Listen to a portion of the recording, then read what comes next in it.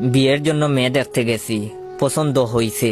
পরের দিন শুনি মেয়ে বয়ফ্রেন্ডের সাথে পালাইছে। দ্বিতীয় মেয়ে দেখতে গেছি, গ্রামে ঢুকতে পারি নাই। মেয়ের বয়ফ্রেন্ড দল বল নিয়া কইল গাড়ি ঘুরাবি নাকি বাংমু। তৃতীয় মেয়ে দেখলাম, বিয়ে প্রায় কনফার্ম, কেনাকাটাও শেষ। বিয়ের আগের দিন মেয়ে ফোন দিয়া কইল বয়ফ্রেন্ডের লগে রাগারাগি করে বিয়েতে হা বলছি, এখন ঝগড়া মিটছে, আমাকে বিয়ে করলে করতে পারেন, তবে আমি চান্স পেলেই বাগবো। চতুর্থ মেয়ের সাথে প্রায় বিয়ে হয়েই গেছে, প্রথম কবুল বলে ফেলেছি। দ্বিতীয়টা বলার আগেই মেয়ের বয়ফ্রেন্ডের অতর্কিত হামলা, লাঠির বাড়ির চুটে গাল অমনেই হা হইয়া আছে, 3 হাত পা ভাঙছে, হাসপাতালে নেওয়ার কেউই ছিল না। পঞ্চম মেয়েকে দেখতে আমাকে হাসপাতালে রেখেই বাপ মা মেয়ে দেখতে গেছে। মেয়ের বয়ফ্রেন্ড হাসপাতালে আইসা আমার বাকি পাটাও ভাঙছে। আপনারা আরো অ্যারেঞ্জ ম্যারেজের আশায় বইসা থাকেন, প্রেম কইরেন না।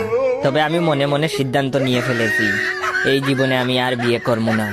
তবে আপনারা কমেন্ট করে বলবেন আমি কি ষষ্ঠ মেয়ে দেখতে যাব নাকি এভাবে সিঙ্গেল থাইকা মরবো।